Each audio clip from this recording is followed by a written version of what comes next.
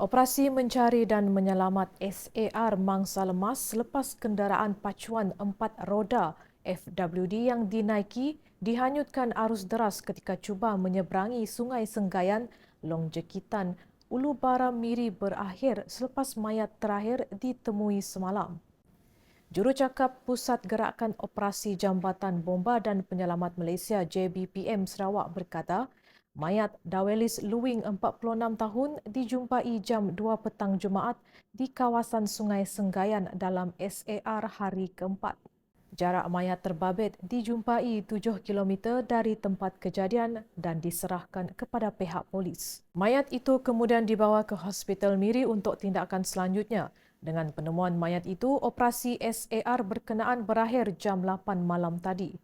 Dalam kejadian itu, mayat anaknya dijumpai penduduk kampung dan dibawa ke rumah keluarganya di Long Tikan pada Rabu.